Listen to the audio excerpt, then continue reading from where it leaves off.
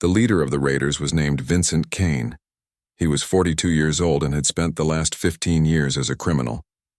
Before that, he had worked as a security officer for a mining corporation. He was good at his job, too good. He figured out how to steal from the company without getting caught. For 3 years, he embezzled money, moving it to secret accounts. Then someone noticed the missing funds. Vincent ran before they could arrest him. He took everything he had stolen and bought his first ship.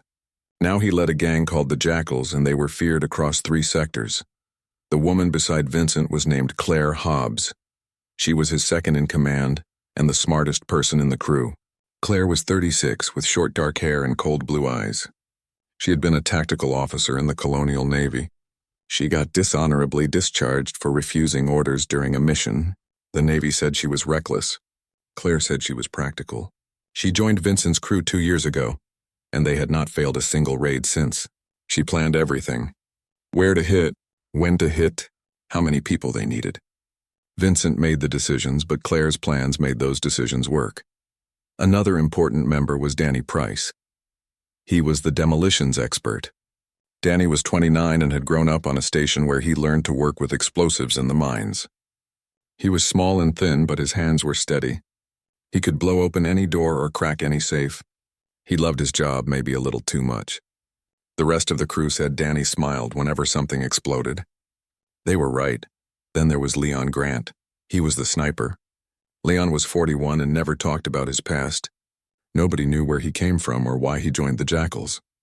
What they knew was that Leon never missed a shot. He carried a custom rifle with a scope that could see for miles.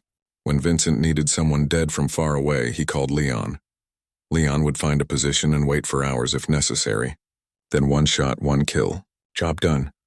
The rest of the crew were a mix of deserters and smugglers and murderers. Some joined because they needed money. Some joined because they liked hurting people. All of them followed Vincent because he kept them alive and made them rich. They had hit over 30 targets in the last 5 years. Small stations, trading outposts, even a few passenger ships. They took what they wanted and left no witnesses. That was Vincent's rule. Dead people don't talk to the authorities. Now they stood in Redstone Canyon looking at a small trading post. Vincent had heard rumors about valuable technology passing through this location. Medical supplies, computer systems, maybe even weapons. The widow who ran the place did business with high-end traders. That meant good cargo. Vincent figured they would be in and out in 20 minutes. Load up the goods, maybe rough up the old woman if she didn't cooperate. Then back to their base to sell everything. Claire wasn't so sure. She studied the canyon walls with a frown. Something bothered her about this place. The rock formations looked wrong. Too symmetrical, too perfect. Natural erosion didn't create patterns like that. She walked closer to one wall and ran her hand over the surface. It felt different than normal rock. Smoother, almost metallic underneath the dust. She returned to Vincent and spoke quietly. She told him the canyon looked modified. Maybe reinforced. Maybe defended. They should be careful. Vincent looked at her like she was crazy. He pointed at the trading post. 1 old woman. 1 small building. No security ships. No defenses visible. Claire was seeing problems that didn't exist. They had raided dozens of places like this. This would be no different. Vincent raised his voice so the whole crew could hear him. He announced they would give the widow 5 minutes to surrender. If she didn't open the doors, they would blast their way in. He wanted 4 people on the roof, 6 covering the entrances. The rest would go in when Danny breached the main door. Quick and clean. Then they would load up and leave. The crew moved to their positions. Leon climbed up a rock formation that gave him a view of the whole canyon. He set up his rifle and scanned the trading post through his scope. He could see movement inside through a window. The widow was there. She looked calm. That bothered Leon. Most people panicked when raiders showed up. This woman acted like she was expecting them. Danny approached the main door with his equipment. He studied the entrance and selected the right explosive charges. He had to be careful. Too much power and he might damage the goods inside. Too little and the door wouldn't open. He placed the charges in a pattern around the lock and hinges. Then he ran wires back to his detonator. 2 minutes of work. Professional and clean. Vincent checked his watch. 4 minutes had passed. He walked closer to the trading post and shouted again. Last chance. Open the door or they would open it for her. He would let her live if she cooperated. He would make it quick if she fought. His voice echoed off the canyon walls. No response came from inside. Claire watched the windows. Still no panic. No begging. No attempts to call for help. The widow was doing something, but Claire couldn't tell what. She felt her instincts screaming that something was wrong. She had learned to trust those instincts in the Navy and in her years with the Jackals. They had kept her alive through situations where others died. She told Vincent again that they should reconsider. Maybe send a scout drone in first. Maybe fall back and observe longer. Vincent's face turned red. He was tired of her warnings. They were burning moonlight standing around. He ordered Danny to blow the door. He ordered everyone else to be ready to rush in as soon as the breach opened. He pulled his own rifle up and took position behind one of the ships. Danny grinned and held up the detonator. He counted down from 3, 2, 1. He pressed the button. The explosion lit up the darkening canyon. The door blew inward in a shower of sparks and twisted metal. Smoke billowed out of the entrance. The crew cheered. Vincent shouted for them to move. The first group ran toward the opening with weapons ready. Leon tracked them through his scope looking for any threat inside. Danny packed up his gear and prepared to follow the assault team. Then everything went sideways. Panels in the canyon walls snapped open with mechanical precision. Behind them were weapons. Not civilian defense guns, military-grade automated turrets, the kind used to defend naval installations. They swiveled on powered mounts tracking the raiders below. Red targeting lasers painted the smoke-filled air. For one frozen second, everyone saw the lasers and understood what they meant. The turrets opened fire. Plasma bolts screamed across the canyon. The first 3 raiders in the assault group didn't even have time to scream. Their shields overloaded instantly. The superheated plasma burned through armor and flesh. They dropped like puppets with cut strings. The raiders behind them scattered, diving for cover. Vincent threw himself behind his ship as plasma scarred the hull above his head. Danny dropped his gear and ran. Leon jerked his rifle toward the nearest turret, but more panels were opening. More weapons emerging. Claire had been right. The canyon was defended. Heavily defended. This wasn't a simple trading post. It was a fortress. And they had just walked into a trap. Vincent's radio filled with screaming. His crew calling for orders, asking what to do. Some wanting to retreat, others returning fire at the turrets. The plasma fire didn't stop. It swept across their positions in calculated bursts. Not random. Not panicked. Controlled and precise. Someone was directing those weapons. Someone who knew exactly what they were doing. Inside the trading post, Maggie Cole sat at her controls. Her face showed no emotion. Her hands moved across the panel, adjusting targeting priorities. She had given them a chance. She had stayed silent, hoping they would leave. They chose violence instead. Now they would learn what violence really meant. Now they would understand that some humans were not prey. Some humans were predators, and they had just entered her hunting ground. The sun was setting over Redstone Canyon on the frontier planet called Dust Ridge. The orange and red rocks glowed in the fading light as shadows stretched across the desert floor. In the heart of this canyon sat a small trading post that looked like it had seen better days. The metal walls were weathered and dusty. Solar panels covered the roof. A landing pad sat off to one side where cargo shuttles could dock when traders came through. Margaret Cole stood inside the trading post, wiping down the counter.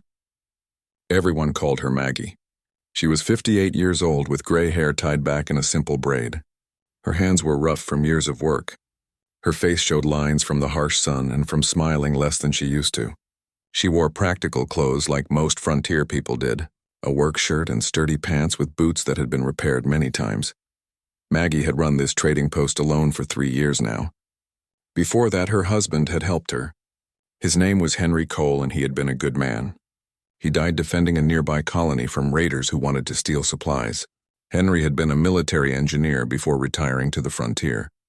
He knew how to build things and how to protect things. Maggie missed him every single day. The trading post served anyone who passed through this part of space.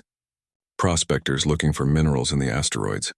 Traders hauling goods between colonies. Sometimes families moving to new settlements. Maggie sold them fuel and food and supplies. She charged fair prices and minded her own business. People said she was quiet but honest. They respected that on the frontier where words didn't matter as much as actions. What most people didn't know was that this canyon held secrets. When Henry was alive, he and Maggie had spent years building hidden defenses into the rocks.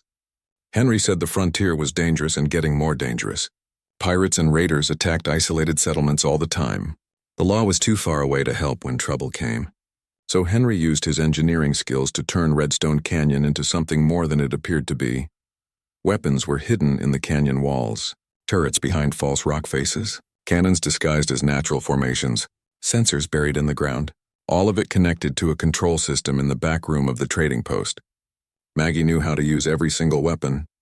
Henry had taught her well before he died, but she had never needed to activate the defenses. Most people who came to the trading post were honest. The few troublemakers took one look at the isolated canyon and decided easier targets existed elsewhere. Today felt different, though. Maggie had learned to trust her instincts after years on the frontier. Something in the air felt wrong. She checked her security monitors. Cameras hidden around the canyon showed the approaches from different angles. Nothing yet, but she couldn't shake the feeling that trouble was coming. She walked to the back room and opened a concealed panel in the wall. Behind it was the main control system for the canyon defenses. Lights blinked in standby mode. Maggie ran her fingers over the controls. Henry's handwriting was still visible on some of the labels. She touched them gently, remembering how careful he had been, how much he had loved her, how he had wanted to keep her safe even after he was gone. The communication system beeped. Maggie returned to the front and checked the scanner. 3 ships were approaching the canyon. That wasn't unusual. Sometimes small convoys traveled together for safety, but these ships had their identification transponders turned off. No honest trader did that. Transponders let other ships know who you were. Turning them off meant you had something to hide. Maggie zoomed in the camera view. The ships were mismatched. Different models and different sizes. One was a cargo hauler. One was a fighter ship. One looked like a modified scout vessel. All 3 had weapons visible on their hulls. Scorch marks showed they had seen combat. As they got closer, Maggie could see the markings had been scratched off. These were not friendly visitors. Her heart rate increased, but her hands stayed steady. She had prepared for this day. Henry had prepared her. She activated the first level of canyon sensors. They would track the ships as they landed. She powered up the hidden cameras that would show her exactly how many people were on those ships. Then she locked the trading post doors and sealed the windows with metal shutters that dropped from hidden slots. The 3 ships entered the canyon, flying in formation. They circled once like predators studying prey. Then they landed in a half circle around the trading post. The positions blocked any escape route. These people knew what they were doing. They had done this before. Maggie counted as figures emerged from the ships. 20 people total, all of them armed with rifles and pistols. They wore mismatched armor and clothes. Some had scarves covering their faces. Others wore helmets. They moved with military precision, spreading out to cover different angles. One man seemed to be in charge. He was tall with a shaved head and a scar across his face. He pointed at different positions and his crew moved to follow his orders. A woman walked beside the leader.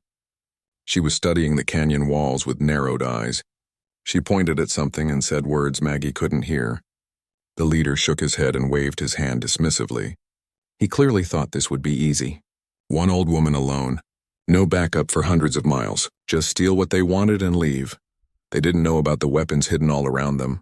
They didn't know that every step they took was being tracked. They didn't know that the quiet widow watching them had been trained by one of the best military engineers in human space. They didn't know that Maggie Cole had already decided she would not be a victim today. The leader approached the main entrance of the trading post. His voice boomed across the canyon, amplified somehow. He demanded that Maggie come out. He wanted her supplies. He wanted information about other traders. He gave her 5 minutes to surrender or they would blast their way inside. His crew laughed at his words. They had heard this speech before at other raids. Maggie didn't answer. She walked calmly to the back room and sat down at the control station. Her fingers moved across the panel, entering codes that Henry had programmed years ago. Screens lit up showing tactical displays of the canyon. Red dots marked the positions of the 20 raiders. Green dots showed the positions of her hidden weapons. There were a lot more green dots than red dots. Outside, the light continued to fade.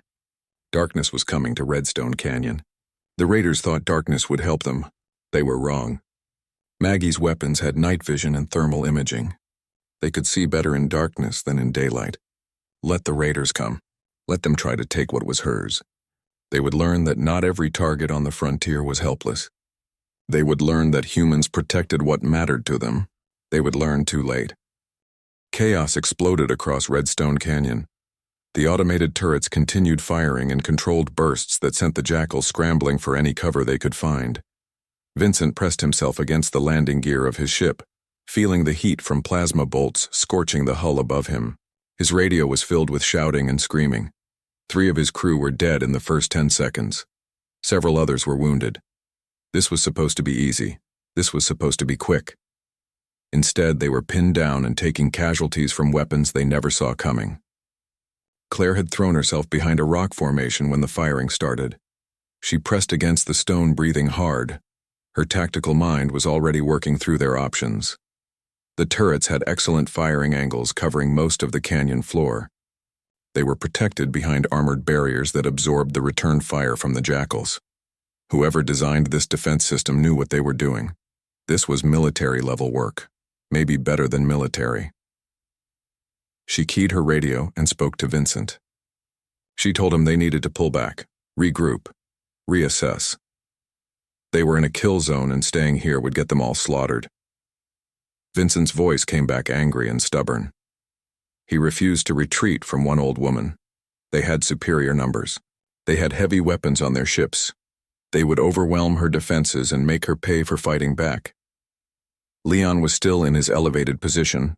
He had a better view than the others. Through his scope, he counted at least 8 turret positions, maybe more hidden in the shadows. The turrets moved on powered mounts that allowed them to track targets quickly. The armor protecting them looked thick. His rifle might penetrate it, but it would take multiple shots. And while he was shooting at one turret, the others would be shooting at his crew. He scanned the trading post itself, looking for the source.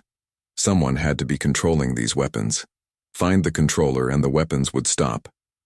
Down below, Danny had recovered from his initial panic. He studied the nearest turret, looking for weaknesses. Every weapon had vulnerabilities. Every system could be broken if you knew where to hit it. The turrets were mounted in recessed positions behind sliding panels. Maybe he could get close enough to place charges. Blow the panel shut. Trap the weapons. It was risky, but Danny liked risk. He grabbed his pack of explosives and started crawling toward the canyon wall using debris and bodies as cover. Maggie watched everything on her screens. She saw Danny moving. She saw Leon scanning. She saw Vincent organizing his crew for another push. These raiders were not amateurs. They had training and experience that made them dangerous, but it also made them predictable. Military tactics followed patterns. Maggie's husband had taught her those patterns and how to counter them. She adjusted her targeting. The turrets had been firing warning shots, hitting near the raiders to pin them down. Maggie had hoped that would be enough, that they would see the hopelessness of their situation and retreat. But Vincent was too proud or too greedy. He was going to force her hand. She felt a moment of sadness. These people had families, maybe. Lives. They made choices that brought them here, and now those choices were going to cost them everything. Her fingers entered new commands. The turrets shifted priorities. Warning shots became kill shots. A raider broke from cover trying to reach one of the ships. A plasma bolt took him in the chest. His shields flared and died. He collapsed and didn't move. Another raider tried to provide covering fire. 2 turrets focused on his position. Sucker. Rock he hid behind began to glow from the sustained plasma impacts. He ran. A bolt caught his leg. He went down screaming. The turrets moved to other targets. Efficient, ruthless, exactly as Henry had programmed them. Vincent realized they needed a new approach. He ordered his crew to use the ships as mobile cover. The vessels had shields that could absorb more damage than personal armor. If they could advance behind the ships, they might reach the trading post. He called to the pilots, told them to power up and move forward slowly. Use the ships to push into the canyon. The pilots objected. Moving the ships made them targets. Vincent shouted that they were already targets. At least this way they could fight back. One ship lifted off. Its shields glowed as plasma fire hammered against them. The vessel moved forward, advancing on the trading post. The pilot fired the ship's weapons at the turrets. The heavier guns made the turret shields flare. Maybe they could be overwhelmed. Vincent ordered the other ships to do the same. If they concentrated their fire, they could punch through. Maggie saw the ships moving. She had prepared for this too. Henry had always said that any defense needed layers. If the enemy adapted to one layer, you revealed the next. She touched a control and spoke one word. Mines. The canyon floor erupted. Shaped charges buried in strategic locations detonated in sequence. The explosions were precisely calibrated. Not enough to damage the ship seriously, enough to disable landing gear, enough to crack shield generators. The advancing ship lurched sideways as its landing gear collapsed. It crashed onto its side with a grinding scream of metal. Alarms blared from inside. The pilot crawled out of the hatch, cursing and bleeding from a head wound. Another ship tried to back away from the minefield. It triggered 3 charges in quick succession. The shields overloaded. Secondary explosions rippled through the power systems. The ship settled onto the ground dead. Its lights went out. Its weapons went silent. The crew inside were trapped until they could restart the systems. That would take time they didn't have. Danny had almost reached the canyon wall when a mine detonated 20 meters from him. The blast wave picked him up and threw him like a doll. He hit the ground hard. His pack of explosives scattered. He lay there stunned, trying to remember how to breathe. Blood ran from his nose. His ears rang. He couldn't hear the plasma fire anymore. He couldn't hear anything except a high-pitched whine. Claire saw the battlefield falling apart. Half their crew was dead or wounded. Their ships were disabled. The mines meant they couldn't advance on foot without risking more casualties. The turrets had them completely pinned. She had seen enough disasters in her Navy career to recognize this was becoming one. She radioed Vincent again. Her voice was hard and clear. They needed to retreat now. Take the wounded. Use the one functional ship. Get out before they all died here. Vincent's response was pure rage. He refused to lose to a widow. He refused to let his reputation be destroyed. The jackals didn't retreat. They didn't lose. He would get inside that trading post and make the woman pay. He would burn it to the ground. He ordered everyone to focus all firepower on the trading post itself. Forget the turrets. Hit the building. Bring it down. The remaining raiders opened fire with everything they had. Rifles, rocket launchers, ship weapons, everything pointed at the trading post. The building's shields lit up under the assault. They held, but Maggie could see the power levels dropping. Sustained fire would eventually breach them. She had maybe 2 minutes before the shields failed. She had hoped it wouldn't come to this. She had hoped the turrets and mines would be enough. But Vincent was insane or desperate or both. He was willing to sacrifice his entire crew for pride. That made him more dangerous than any weapon. Maggie activated the 3rd defensive layer. Her hand hesitated over the control. Once she did this, there was no going back. This would make a statement that would echo across the frontier. People would know what happened here. They would know what she was capable of. She thought of Henry. Remembered his words. Sometimes mercy is weakness. Sometimes you have to show predators that you're not prey. You're something worse. She pressed the control. The canyon walls moved. What looked like solid rock split apart. Huge panels slid open, revealing weapons that made the turrets look like toys. Artillery cannons. The kind used on warships to crack fortified positions. They had been hidden so perfectly that even Claire hadn't spotted them. Now they emerged, tracking toward the remaining ships. The barrels were massive. The power signatures made the air hum. Leon saw them through his scope. His blood turned cold. Those cannons could vaporize their ships in one shot. Could probably bring down the canyon walls if fired at full power. He abandoned his position and ran. Survival instinct overrode everything else. The first cannon fired. The sound was like thunder. The round screamed across the canyon. It missed Vincent's flagship by 3 meters, deliberately. The explosion where it hit lifted rocks the size of cars into the air. The shockwave knocked raiders off their feet. The message was clear. Maggie could destroy their ships whenever she wanted. She was giving them one more chance.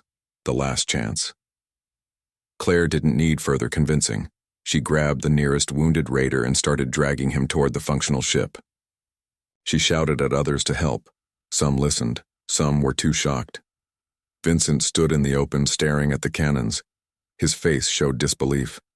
This couldn't be happening. How did one woman have this kind of firepower, this kind of preparation? It wasn't possible. But it was real. The proof was all around him. His crew broken, his ships disabled, his reputation in ruins, and those cannons tracking toward him promising instant death if he didn't surrender or run. For the first time in 15 years, Vincent Kane felt true fear. The battle had been raging for nearly half an hour. Redstone Canyon looked like a war zone. Bodies lay scattered across the ground. Burning debris from damaged ships sent black smoke into the air. The smell of scorched metal and burned flesh filled the night. The Jackals had lost 8 members now. 6 more were wounded. Their 3 ships were either destroyed or disabled. They were trapped in this canyon with no way to escape and weapons pointed at them from every direction. Vincent's mind struggled to process what was happening. He had led the Jackals through dozens of raids. He knew how to read situations, how to identify threats. This trading post had looked like every other isolated target he had hit. One person. Minimal defenses. Easy pickings. Instead, it had turned into a nightmare. The Widow had more firepower than some military installations. She had planned for this, prepared for this. She had been waiting for someone like him to make the mistake of attacking her. The artillery cannons dominated the battlefield now. They tracked the remaining Jackals with mechanical precision. The barrels moved smoothly following targets. Maggie hadn't fired them again after that first demonstration shot. She didn't need to. The threat was enough. Everyone knew what those weapons could do. One shot would punch through ship armor like paper, would turn a human body into vapor. The cannons were a promise of total annihilation, held back only by Maggie's choice to show mercy. Claire had managed to drag 3 wounded raiders to the one functional ship. She worked with quick, efficient movements born from years of military training. She checked vitals, applied emergency medical patches, stopped bleeding where she could. 2 of the 3 might survive if they got to proper medical care soon. The third was fading. His breathing shallow and irregular. Claire knew the signs. He would be dead in minutes. She held his hand anyway. Stayed with him. Nobody should die alone, even if they were criminals. The raider's name was Kyle Bennett. He was 26 years old. He had joined the Jackals after his family farm failed and debt collectors came calling. He thought piracy would be a quick way to make money. Pay off the debt. Start over somewhere clean. Now he was dying in a canyon on a world he didn't even know the name of. His last thoughts were of his sister, wondering if she would ever know what happened to him. Then his breathing stopped and Claire closed his eyes. Leon had abandoned his sniper position and made it back to the ground level. He crouched behind a rock, breathing hard. His rifle felt useless now. What good was a precision weapon against artillery cannons and automated turrets? He had seen some crazy defensive setups in his time, stations with patrol drones, outposts with security teams. But nothing like this. This was obsessive preparation. This was someone who had decided they would never be a victim again and had the skills to make that decision reality. Danny had recovered from the mine blast. His body hurt everywhere. His head pounded. His pack of explosives was scattered and some of the charges were damaged. He sat against the canyon wall taking inventory of what still worked. Old habits. Even in disaster, a demolitions expert checked his equipment. He had maybe enough charges for one more breach. Maybe. If the detonators weren't cracked. If the wiring wasn't compromised. Not that it mattered. Where would he use them? The trading post was surrounded by kill zones. Approaching it was suicide. Vincent finally moved from where he had been standing. He walked toward the ship where Claire was helping the wounded. His movements were mechanical, shocked. He had built his reputation on being smart and ruthless, on planning raids that went perfectly, on never losing. Now everything was falling apart. His crew was devastated. His ships were junk. If word of this got out, the Jackals would be finished. Other gangs would see weakness. Rivals would move in. Everything he had built would collapse. He reached Claire and grabbed her arm. His voice was desperate. He asked if the ship was ready to fly. Could they get out? Claire pulled her arm free and looked at him with disgust. She told him the ship could fly, but not everyone would fit. They would have to leave people behind. Leave the dead. Leave some of the wounded. Vincent said to do it. Get the ship ready. They were leaving. Claire's expression hardened. She had followed Vincent for 2 years, trusted his leadership, respected his skills, but leaving wounded crew behind was a line she wouldn't cross. She refused. Vincent's hand went to his pistol. He told Claire this wasn't a discussion. She would get the ship ready or he would shoot her and find someone else who would. Other raiders had gathered around. They heard the exchange. Some looked angry. Some looked scared. The crew was fracturing. Discipline was breaking down. That's what happened when people stopped trusting their leader, when they realized the leader cared more about himself than about them. A voice came from speakers mounted on the trading post. Maggie's voice. It was calm and tired. She told them they had one final chance to leave. Take their wounded.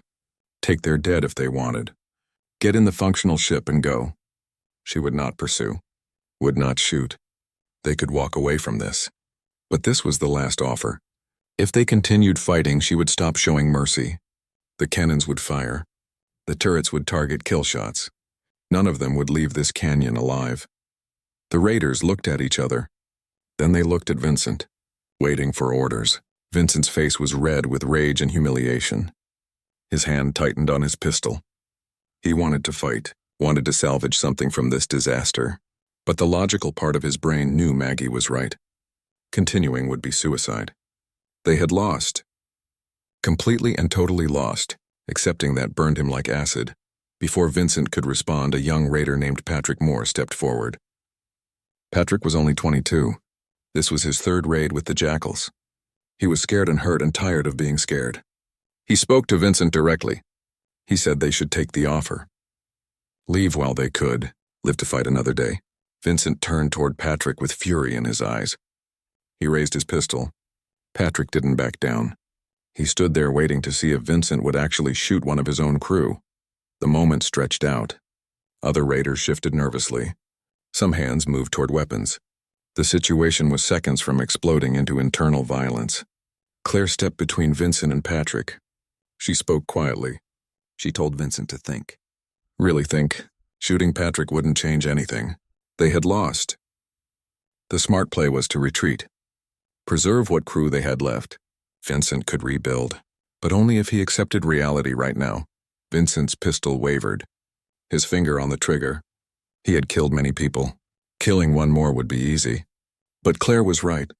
His crew was watching. If he murdered Patrick for speaking truth, then the others would turn on him. His leadership would end here in this canyon. Slowly, he lowered the weapon. His voice came out broken. He told everyone to load up. They were leaving. The raiders moved quickly after that. They gathered their wounded and carried them to the ship. Some went back for the dead. Others grabbed weapons and equipment. Nobody spoke much. They were defeated and they knew it. The shame of it hung over them like a weight. Leon helped carry bodies. Danny retrieved what explosives he could.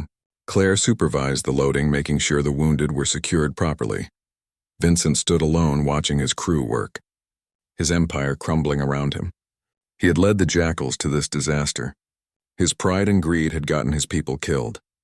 He looked up at the trading post, saw a shadow in one window, the widow watching them. He wanted to scream at her, to curse her, to promise revenge. But what would be the point? She had beaten him in every possible way, had shown him to be a fool who underestimated his opponent. That was a mistake he would carry for the rest of his life, however long that was. Maggie watched from her control room.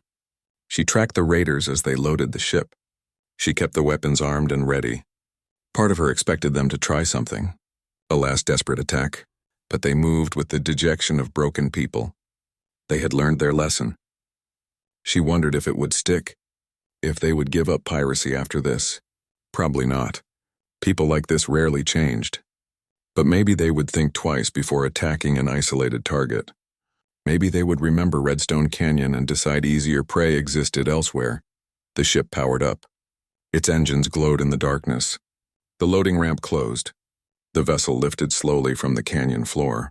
It wobbled, the damaged systems making flight unstable, but it stayed airborne. It turned and began climbing toward the open sky. Maggie tracked it with her cannons until it cleared the canyon walls. Then she powered down the weapons. The threat was over. For now. The canyon fell silent except for the crackle of burning debris. Maggie sat back in her chair and let out a long breath. Her hands were shaking now that the adrenaline was fading. She had done it. Defended her home. Survived. But the cost was visible in the bodies lying outside. She hadn't wanted to kill anyone. Had given them every chance to leave. They chose violence and paid the price. That was on them, not on her. Henry would have agreed. He always said predators understood one language, force. You couldn't reason with them. You could only make them understand you were more dangerous than they were. The ship carrying the surviving jackals climbed into the night sky, leaving Redstone Canyon behind. Inside the cramped vessel, the mood was darker than the space outside. Wounded raiders lay on the floor moaning. Others sat in silence, staring at nothing. The smell of blood and sweat filled the recycled air. Nobody spoke. What was there to say? They had gone into the canyon expecting an easy raid and come out broken and defeated. 8 of their crew were dead. Their ships were destroyed. Their reputation as feared pirates was shattered. Vincent sat in the pilot seat guiding the ship away from Dust Ridge. His hands moved over the controls automatically. His mind was elsewhere, replaying the battle, trying to understand where it all went wrong. He had studied the target, checked the intelligence. Everything said the trading post was vulnerable. One old woman. No security, no backup. How did he miss the defenses? How did he not see that the canyon was a fortress? The questions circled in his mind without answers. Claire stood behind him, gripping a support rail as the ship shook from damaged systems. She watched Vincent and saw something she had never seen before. Doubt. Vincent had always been absolutely confident, always certain his plans would work. Now that confidence was gone. Shattered like their ships. She wondered if he could recover from this. If the jackals could recover. Probably not. This kind of defeat destroyed organizations. The other gang members would hear what happened. Would see weakness. They would come for the jackals like sharks smelling blood. In the back of the ship, Leon checked his rifle for the 100th time. He didn't know why. The weapon was fine, but his hands needed something to do. Needed the familiar ritual of maintenance. He had been a sniper for 20 years. Professional. Calm under pressure. But Redstone Canyon had rattled him in a way nothing else ever had. Those weapons emerging from the walls, those artillery cannons that could have vaporized them all. He had seen military installations with less firepower. What kind of widow had that kind of hardware? What kind of person prepared for war in such detail? Danny sat against the hull, cradling his remaining explosives. His body ached from the mine blast. Every breath hurt. Probably cracked ribs, maybe internal bleeding. He should see a doctor, but the nearest medical station was days away, and they didn't have days of fuel. They barely had enough to reach their base. If the damaged engines held together that long, he thought about the precision of those mines. The careful placement, the calculated blast radius. Whoever designed that defense system understood explosives better than he did. That bothered him more than the injuries. Patrick Moore was trying to help the wounded. He had some basic medical training, enough to keep people alive if they weren't too badly hurt. One raider named Chris Donnelly had taken plasma burns across his back. The flesh was cooked. Patrick applied burn gel and bandages, but he knew it wasn't enough. Chris needed a medical pod. Real treatment. Without it, infection would set in. He might lose the arm. Might die.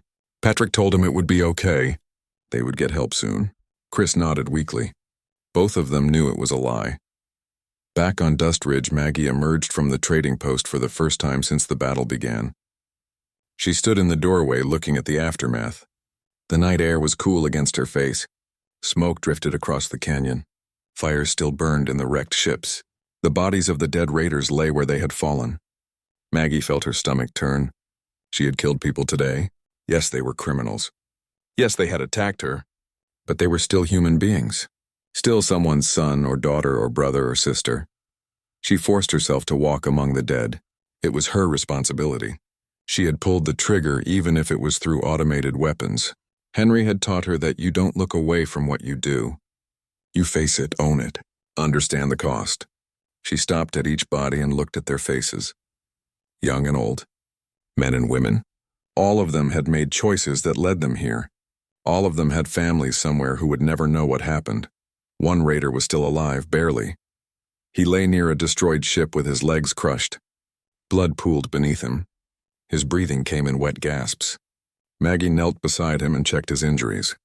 There was nothing she could do. The damage was too severe. Internal bleeding. Punctured lungs. He had minutes at most. The raider's eyes focused on her.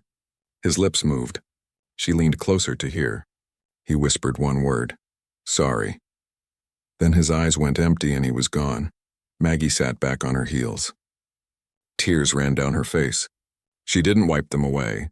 Henry used to say that the day killing stopped bothering you was the day you stopped being human. She had defended herself. Protected her home. Done what was necessary. But necessary didn't mean easy. Didn't mean painless. She had taken lives today and would carry that weight forever. She stood and walked back to the trading post. The control room was still active. Screens showing the canyon from multiple angles. Weapon systems powered down but ready. She checked the logs. The battle had lasted 38 minutes. In that time she had fired over 200 turret rounds. Detonated 23 mines. Fired 1 artillery shell. Used less than 15% of her available ammunition. The canyon could have sustained days of fighting. Henry had built redundancy into every system. Backup power.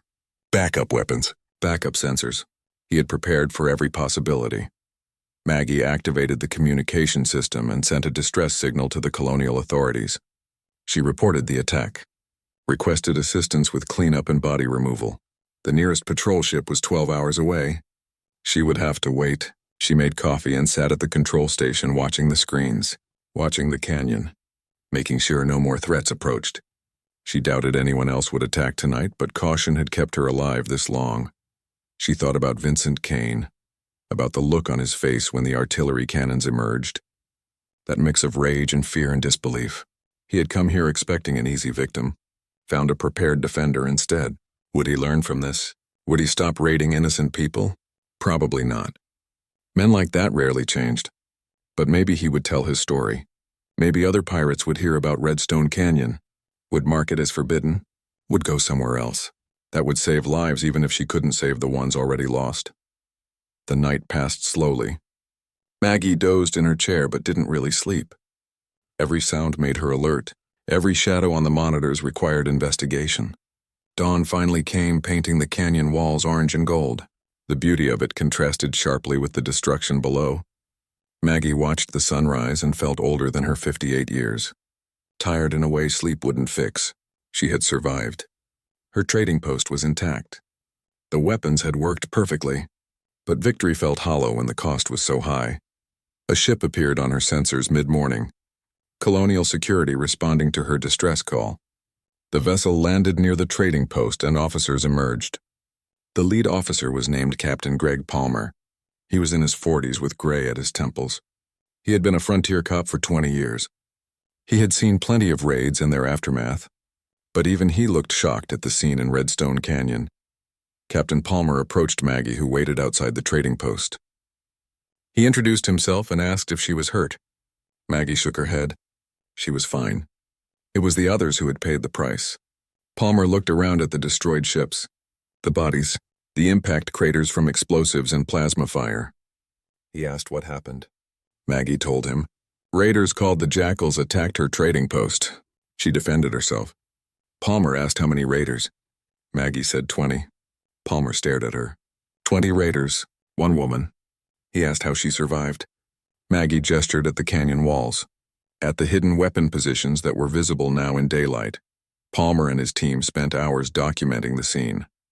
They photographed everything, collected evidence, identified bodies when possible. They found identifications on some of the dead, ran the names through databases. All of them had criminal records, warrants. The Jackals were wanted across multiple systems for piracy and murder.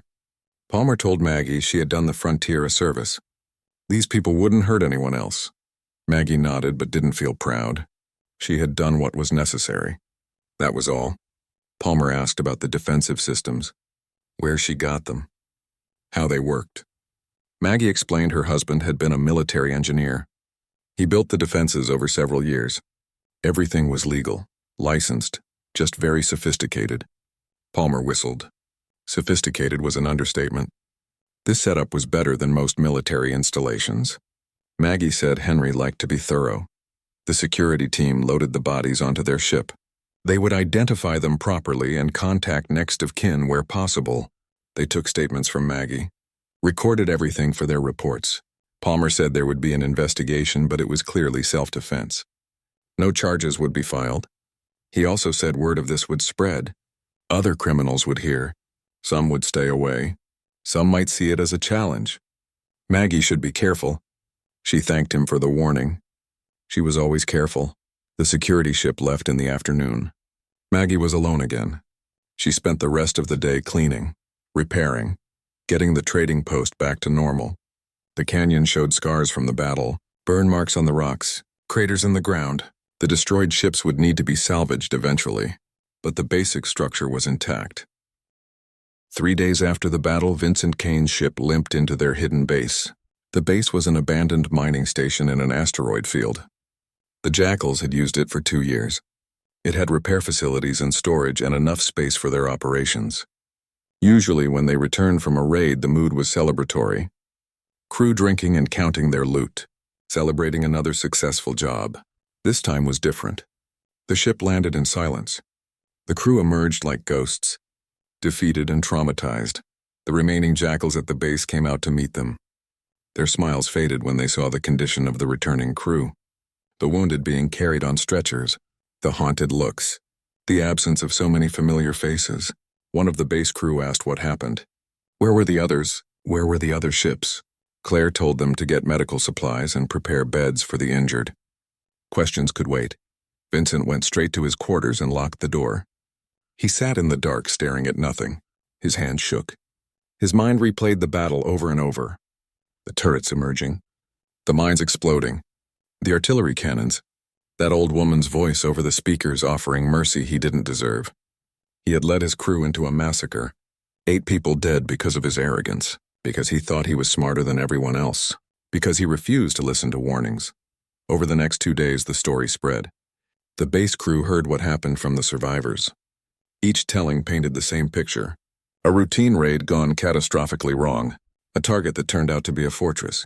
A widow with enough firepower to fight a small war. Some listeners thought the stories were exaggerated. Nobody could have that many weapons. One person couldn't defeat 20 raiders, but the survivors insisted. Showed their injuries. Described the weapons in detail. Eventually, everyone believed. And everyone understood the Jackals were finished. Claire called a meeting in the station's common area. All the remaining Jackals attended. About 15 people, including the wounded who could walk.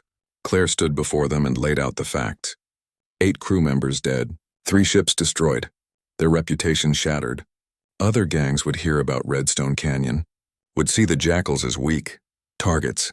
They needed to decide what to do next, stay together and rebuild, or disband and go their separate ways. The room erupted in arguments. Some wanted revenge, wanted to gather more people and hit the trading post again. Others called them crazy, said going back would be suicide. Some blamed Vincent for the disaster, said his pride got people killed. Others defended him, saying any of them would have made the same call. The meeting dissolved into chaos with people shouting over each other. Claire let it go for a while. Then she fired her pistol into the ceiling. The shot echoed and everyone went silent. She told them the truth. The Jackals were done. Maybe not today, maybe not tomorrow, but soon. The cohesion was broken. The trust was gone. Vincent had lost his ability to lead. She had lost faith in following. Everyone needed to face reality and make choices. She was leaving. Taking her share of the remaining funds and disappearing. She advised others to do the same. Start over somewhere far from here. Find legitimate work if possible, because continuing as pirates would only end one way. Dead or in prison. Leon spoke up. He agreed with Claire. He was done with piracy. The risks had always been high, but at least the rewards made it worthwhile. Now the risks were too high. Defenders like that widow were rare, but they existed. Military veterans, former soldiers, people who knew how to fight and had the resources to do it properly. He wasn't willing to gamble his life anymore. He was leaving too. Danny said nothing. He stared at the floor, thinking about the mines, the precision, the planning. He was good with explosives, but whoever designed that defense system was better. That bothered his professional pride, made him question his skills. If he couldn't even spot mines that well hidden, then what good was he? He decided Claire was right. Time to find a new line of work. Something legal. Something safer. Patrick Moore stood and addressed the group. He was the youngest and newest member. He said joining the Jackals was a mistake. He thought piracy would be exciting, a way to make quick money and live free. Instead, he had almost died in a canyon for nothing. Watched his friends get killed. Nearly got shot by his own leader for speaking truth. He was grateful to be alive and didn't want to waste that gift. He was leaving, going back to his homeworld, facing his debts, living clean. Whatever happened, it would be better than this. One by one, the others made their decisions.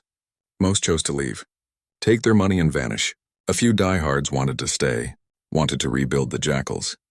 But even they sounded uncertain, like they were trying to convince themselves more than anyone else. By the end of the meeting, only 5 people committed to staying. Vincent wasn't one of them. He hadn't attended the meeting, hadn't left his quarters since they arrived. Claire went to Vincent's door that evening. She knocked but got no answer. She used her override code and entered. Vincent sat in the same position as before, unshaven, unwashed, staring at nothing. Claire told him the crew was disbanding. Most were leaving within the day. The Jackals were finished. Vincent didn't respond. Didn't even acknowledge she was there. Claire felt a mix of pity and disgust. She told him he needed to pull himself together. He had money saved. He could start over somewhere. But staying here drowning in self-pity would destroy him. She left without waiting for a response. The next morning, ships began leaving the base. Claire departed first in a small personal vessel. She had removed her share of funds and packed her belongings. She didn't say goodbye, just left. Leon went next. Then Danny, then Patrick and others. By evening, only 7 people remained at the base. Vincent and 6 loyalists who refused to abandon him. The station felt empty, hollow, like a corpse. Back on Dust Ridge, life returned to normal for Maggie Cole. The Colonial Security Team had finished their investigation, ruled the incident as clear self-defense. The destroyed ships were salvaged, the valuable components sold, the scrap metal recycled. The repairs to the canyon were minor. Some burn marks cleaned off the walls, some sensors recalibrated. Within a week, you could barely tell a battle had occurred, except for the memory. That would never fade. Traders began arriving again. Word had spread about the attack, about Maggie's defense.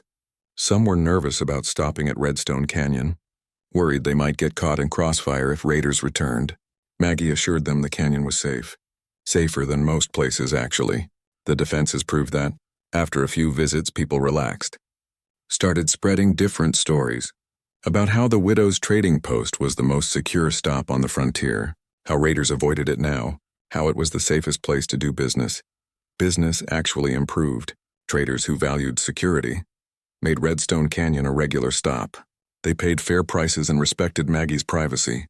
She appreciated that. She wasn't looking for fame or attention. Just wanted to run her trading post and live quietly. The weapons stayed hidden, ready but unused. Hopefully they would stay that way. But if trouble came again, she was prepared. Would always be prepared. One evening, a young ranger visited. His name was Carl Hughes. He was fresh out of the Colonial Academy. Assigned to patrol the sector, he wanted to introduce himself and learn about the area. Maggie made him coffee and they talked. Carl asked about the battle. He had read the reports but wanted to hear it from her. Maggie described it factually. No embellishment, just what happened. Carl listened with growing amazement. He asked how she stayed so calm, how she managed the weapon systems while under attack, how she made the decisions to fire or hold fire. Maggie thought about the questions. She told him that fear was natural. Everyone felt fear. The key was not letting fear control you. Her husband had taught her that. Taught her to prepare thoroughly, plan for contingencies, trust the systems. When the attack came, she wasn't surprised. Wasn't panicked. She simply did what needed to be done. Carl asked if she ever regretted building such extensive defenses. Maggie shook her head. The defenses saved her life, validated every hour Henry spent building them. Carl asked the question many people wondered. How extensive were the defenses, really? What the raiders faced was impressive. But were there more weapons? More systems? Maggie smiled slightly. She told him some questions were better left unanswered. The uncertainty was part of the defense. If people didn't know the full extent, they had to assume the worst. That assumption protected her better than any weapon. Carl nodded, understanding. He didn't press further. As Carl prepared to leave, he mentioned that other isolated settlements had asked about defensive systems, wanted to know if they could build something similar. Maggie told him the plans died with her husband. She wouldn't share them, not because she was selfish, but because weapons like these required responsibility, required judgment. In the wrong hands, they could be used for oppression instead of defense. She had proven she would use them correctly. Others might not. Carl respected that answer. He thanked her for her time and left. Maggie stood at her window watching the stars emerge. Somewhere out there, Vincent Kane was alive, broken but alive. She wondered what he was doing. If he learned anything, if he would try to rebuild or give up piracy, she would never know. Their paths had crossed for one violent day. 2 weeks had passed since the battle at Redstone Canyon. Maggie Cole fell back into her routine, but everything felt different now. The quiet she used to enjoy felt heavier, more significant. She found herself checking the security monitors more often, scanning the canyon approaches, looking for threats that weren't there. The weapons remained powered down but ready, always ready. That was the price of surviving. Constant vigilance, never fully relaxing. Henry had lived that way for years. Now she understood why. The trading post saw more visitors than before. Some came for legitimate business. Others came out of curiosity. They wanted to see the place where one woman defeated the jackals. Wanted to meet the widow who had become a frontier legend. Maggie didn't like the attention, but she tolerated it. She answered questions politely but briefly. Didn't elaborate. Didn't boast. Just conducted business and sent people on their way. One visitor was different. A woman named Lisa Grant arrived in a small transport ship. She was in her early 30s with tired eyes and worn clothes. She approached the trading post hesitantly, like she wasn't sure she should be there. Maggie greeted her and asked what she needed. Lisa didn't answer right away. She looked around the canyon, at the hidden weapon positions that were now obvious if you knew what to look for. Finally, she spoke. She said her brother had died here. His name was Leon Grant. Maggie felt her stomach drop. She remembered the sniper on the high ground, the man who repositioned several times trying to find a shot. She told Lisa she was sorry for her loss. Lisa shook her head. She said Maggie shouldn't apologize. Leon made his choices. He knew what he was doing when he joined the jackals. He knew the risks. Lisa just wanted to see where it happened. Wanted to understand. Maggie invited her inside for coffee. They sat in the trading post's small kitchen. Lisa explained that Leon was her older brother. He raised her after their parents died. Made sure she got an education. Kept her safe. But he was troubled. Saw things in whatever war he fought in that changed him. He never talked about it. Just became distant and cold. One day he left and she didn't hear from him for years. Then Colonial Security contacted her. Said he died in a raid. She needed to see the place. Needed closure. Maggie described what happened, not in detail. Just the broad strokes. Raiders attacked. She defended herself. People died. Leon was one of them. Lisa asked if he suffered. Maggie said she didn't know. The battle happened fast. Most deaths were quick. Lisa nodded. She said that was something, at least. She asked if Maggie thought Leon was evil, if all pirates were evil. Maggie considered the question carefully. She said people weren't simple. They made choices for complicated reasons. Some pirates were truly cruel. Others were desperate or broken or lost. She didn't know which category Leon fell into. But evil was a strong word. Troubled seemed more accurate. Lisa finished her coffee and stood. She thanked Maggie for her honesty, for treating her brother's memory with respect. She said she didn't blame Maggie for Leon's death. He chose to attack. Maggie chose to defend. That was fair. Lisa hoped Maggie could sleep at night knowing that. Maggie admitted she struggled sometimes, but she did what she had to do. Lisa understood.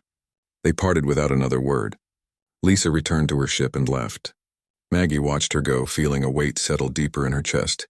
The encounter stayed with Maggie for days. She found herself thinking about all the raiders who died, about their families, the people who loved them and would mourn them. They weren't just criminals. They were human beings with histories and relationships. She had taken that away from them. Yes, it was self-defense. Yes, they attacked first. But that didn't erase the cost. Didn't make it clean. War never was. Captain Greg Palmer returned after 3 weeks for a follow-up visit. He brought news. The colonial authorities had officially closed the case. No charges filed. Maggie's actions were completely justified. Palmer also reported that pirate activity in the region had decreased significantly. Word of Redstone Canyon had spread. Raiders were avoiding this entire sector. Maggie's defense had made the frontier safer for everyone. Palmer called her a hero. Maggie said she was just a woman protecting her home. Palmer smiled. That's what heroes always said. Palmer also brought a warning.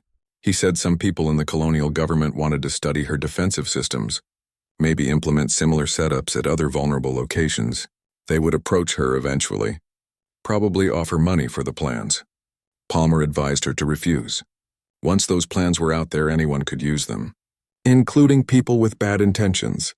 Maggie assured him the plans would never leave her possession. Henry designed them for this canyon specifically.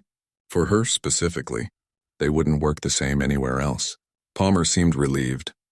Before Palmer left, he mentioned one more thing. Vincent Kane had been spotted at a station near the Core Worlds. Someone recognized him and reported it. Local authorities tried to arrest him, but he escaped. Disappeared into the crowds. Palmer said Kane was probably running, living in fear, looking over his shoulder constantly. That was justice in its own way. Maggie didn't feel satisfied hearing it. Just felt tired. She thanked Palmer for the update and he departed. Life settled into a new pattern. Traders came and went. Maggie sold supplies and made repairs, maintained the weapons systems, cleaned the solar panels, the daily tasks that filled her hours. In the evenings, she would sit in the control room looking at the canyon on her monitors. Sometimes she talked to Henry, told him about her day, about the visitors, about how she missed him. The room never answered, but somehow she felt better after these one-sided conversations. One night she accessed Henry's personal files, messages and notes he had left for her. There was a video recording dated from 2 years before he died. Maggie had watched it once right after his death and couldn't bear to watch it again. Now she played it. Henry's face appeared on the screen, older than when they met. Gray hair, lines around his eyes, but still the man she loved. His voice was calm and warm. He spoke directly to the camera, directly to her. He said if she was watching this, then he was gone and she was alone. He was sorry for that. Sorry he couldn't stay longer, but he wanted her to know she would be okay. The systems he built would protect her. She had the skills to use them, the courage to survive. He believed in her absolutely. He also said something else. He told her not to blame herself if she had to use the weapons, not to carry guilt for defending herself. The frontier was dangerous. Sometimes good people had to do hard things. That didn't make them bad people. Just survivors. He loved her. Always had. Always would. Then the recording ended. Maggie sat in the dark crying. Not from sadness exactly, from relief. Henry's words gave her permission to live with what she had done, to accept it and move forward. She wasn't a murderer. She was a survivor. That distinction mattered. She dried her tears and made a decision. She would continue operating the trading post, would continue serving the frontier community, but she would also be more open, more willing to talk to visitors, to share her experience in appropriate ways. Maybe her story would help other isolated settlers prepare. Maybe it would save lives. Henry would have wanted that. The next morning, a young couple arrived at the trading post. They were homesteaders preparing to settle a claim on the far side of Dust Ridge. They needed supplies and advice. Maggie helped them load food and equipment. Then she asked about their plans. Did they have any defenses? Any way to protect themselves? The couple looked at each other nervously. They said they had a few guns, some basic security cameras. Nothing sophisticated. They couldn't afford more. Maggie thought about what to say. She couldn't give them her weapon plans, but she could teach them principles. She invited them inside and spent an hour explaining defense theory, how to pick a good location, how to set up fields of fire, how to prepare escape routes, how to make their homestead look harder than it actually was. Deterrence mattered as much as actual firepower. The couple listened intently, taking notes. They thanked her profusely, said the advice was worth more than the supplies. After they left, Maggie felt something she hadn't felt in weeks. Purpose. She couldn't protect everyone on the frontier, but she could share what she learned. Could help others avoid becoming victims. Henry had spent his life protecting people, first in the military, then in the colonies, then by building her defenses. Now she could continue his work in a different way. Not with weapons, with knowledge. That felt right, felt like the path forward. She walked outside and looked at the canyon walls, the hidden weapons, the layers of protection. This place had become a symbol, a story that spread across the frontier. The widow who fought back, the trading post that couldn't be taken. People needed symbols, needed to believe they could defend themselves, that they weren't helpless against the darkness. Maggie Cole had become that symbol. She didn't ask for it, didn't particularly want it, but she would accept it, would use it to help others. That was the human way, turning tragedy into purpose, pain into strength. That was how humanity survived the frontier, the galaxy, everything. Not through superior technology or firepower, through determination, through refusing to be broken, through standing up when knocked down and saying, "Not today." Maggie embodied that spirit. She was proof that one person could make a difference. 6 months passed since the battle at Redstone Canyon. The story had spread across the frontier like wildfire. Every trader and prospector knew about the widow who defeated the jackals. Some versions of the story were accurate. Others were exaggerated. In the most extreme tellings, Maggie Cole had single-handedly destroyed a fleet of 50 pirate ships with orbital weapons and force fields. Maggie found these stories amusing. She didn't correct them. The bigger the legend, the more it deterred actual threats. Let people think she had unlimited firepower. That worked in her favor. The trading post thrived. Ships stopped regularly now, not just for supplies, but for the security. Redstone Canyon had become known as the safest place in 3 sectors. Raiders gave it a wide berth. Honest traders sought it out. Maggie hired 2 assistants to help manage the increased business. A young man named Peter Walsh, who was good with repairs, and an older woman named Ruth Martin, who handled inventory and accounting. Both were trustworthy and hardworking. Having them around made the trading post feel less lonely.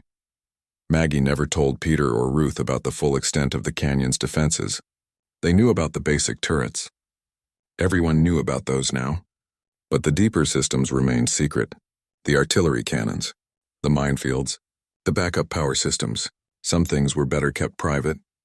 If her assistants didn't know, they couldn't accidentally reveal anything. Security through compartmentalization, another lesson from Henry. The colonial government had indeed approached Maggie about her defense systems. A representative visited offering substantial money for the plans. Maggie politely refused. The representative persisted. Talked about how the systems could save lives across the frontier, protect other settlements. Maggie countered that the systems were designed for this specific location. Wouldn't translate well elsewhere. Also, she didn't trust what the government would do with the technology. Sell it to the highest bidder, probably. No deal. The representative left disappointed but respectful. News about the jackals filtered back occasionally. The gang had completely dissolved. Most members disappeared into normal life. A few were arrested for old warrants. Leon Grant was remembered by his sister but forgotten by most. Danny Price was rumored to be working legitimate construction on a core world. Claire Hobbs had apparently joined a private security company, using her tactical skills for legal purposes. Patrick Moore returned to his homeworld and was working to pay off his debts. Good for him. People could change if they wanted to. Vincent Kane remained a mystery. Some reports said he was dead, killed by rivals who saw him as weak. Other reports placed him in various locations, always running, always hiding. Maggie hoped he was alive somewhere. Hoped he found peace. She bore him no ill will despite what happened. He made bad choices and paid for them. That was enough punishment. One evening, a military ship arrived at the canyon. This was unusual. The military rarely came to frontier trading posts unless something serious was happening. Maggie watched the ship land with caution. 6 soldiers emerged, led by a female officer. The officer approached the trading post and requested to speak with Margaret Cole. Maggie met her outside. The officer introduced herself as Commander Sarah Mitchell from the Colonial Defense Force. She said they needed to talk. Commander Mitchell explained that tensions were rising between the human colonies and an alien species called the Kryn. Nothing hostile yet, but the situation was delicate. The Defense Force was evaluating assets that could be useful in case of conflict. Redstone Canyon's defensive capabilities had caught their attention. Mitchell wanted to formally assess the systems. Maybe recruit Maggie as a consultant. Possibly requisition the technology for military use. Maggie listened politely, then refused everything. Mitchell was surprised. She said this was a matter of colonial security. Maggie said this was a matter of her property and her rights. The defenses were private, built with private funds. The military had no claim to them. Mitchell tried different approaches. Appealed to patriotism, offered compensation, hinted at legal compulsion. Maggie remained firm. She would not hand over her defenses. Would not become a military asset. The systems existed to protect her trading post. Nothing more. If the military wanted similar capabilities, they could develop them independently. Mitchell realized she was getting nowhere. She asked what would happen if the Kryn attacked this sector. Would Maggie defend herself? Maggie said obviously. Would she help defend nearby settlements? Maggie said if she could. But she wouldn't be conscripted. Wouldn't be controlled. Mitchell accepted that. She left her contact information in case Maggie changed her mind.